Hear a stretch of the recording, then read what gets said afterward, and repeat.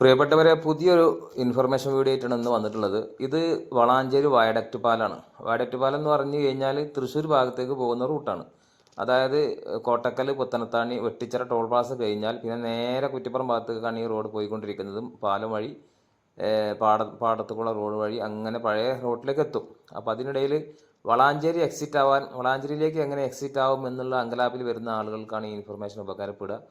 ഒരു Vettichira toll plaza കഴിഞ്ഞപാട് service road കയറി പിന്നെ കഞ്ഞിപ്പുര എന്ന് പറയുന്ന സ്ഥലത്ത് എത്തിയിട്ട് അണ്ടർപാസ് വഴി വലതു ഭാഗത്ത് കൂടെ സർവീസ് റോഡിൽ പോയാലാണ് പിന്നെ വട്ടപ്പാറ പഴയ റോഡിലേക്ക് നിങ്ങൾക്ക് എത്താൻ കഴിയുക. ഇനി അഥവാ അവിടെ മിസ്സായി എന്ന് വെച്ചാൽ വീണ്ടും ഉള്ള ഓപ്ഷനാണ് പിന്നെ പറയാൻ പോകുന്നത്. ഒരു കണക്കിന് ഏകദേശം സൗകര്യപ്പെടുന്ന റൂട്ടും കൂടിയാണ് ഇത്. അതുകൂടി കണക്കാക്കിയാണ് ഞാൻ ഈ വീഡിയോ ചെയ്യുന്നത്. ഈ കാണുന്ന ബോർഡിൽ ഏരന്മാർക്കും പേരും കാണിച്ചിട്ടുണ്ട്. പാലക്കാട് ഭാഗത്തേക്ക്, പെരിന്തൽമണ്ണ ഭാഗത്തേക്ക്, വളാഞ്ചേരി ഭാഗത്തേക്ക്, കൊളത്തൂർ ഭാഗത്തേക്ക്, കൊപ്പം ഭാഗത്തേക്ക്, പട്ടാമ്പി ഭാഗത്തേക്ക്, കൈപ്പുറം ഭാഗത്തേക്ക്, തിരുവാകപ്പുറ ഭാഗത്തേക്ക്, വളാഞ്ചേരി ടൗണിലേക്ക് ഒക്കെ പോകാൻ പറ്റുന്ന രീതിയിലുള്ള മജ്ലിസ് കോളേജ് ഉണ്ടല്ലോ, അവിടേക്കൊക്കെ പോകാൻ പറ്റുന്ന റൂട്ടാണ്. വയഡക്റ്റ് പാലം അവസാനിക്കുന്നതോട് കൂടെ ഇവിടെ സൈൻ ബോർഡ് കാണും.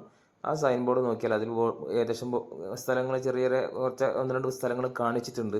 അത് കഴിഞ്ഞാൽ കിട്ടുന്ന ഇടത് ഭാഗത്തേക്കുള്ള എക്സിറ്റ്, ആ എക്സിറ്റിലൂടെ നിങ്ങൾ നേരെ സർവീസ് റോഡിലെ താഴേക്ക് പോയാൽ കുറ്റിപ്പുറം വളാഞ്ചേരി പഴയ ഹൈവേ ജംഗ്ഷൻ കിട്ടും.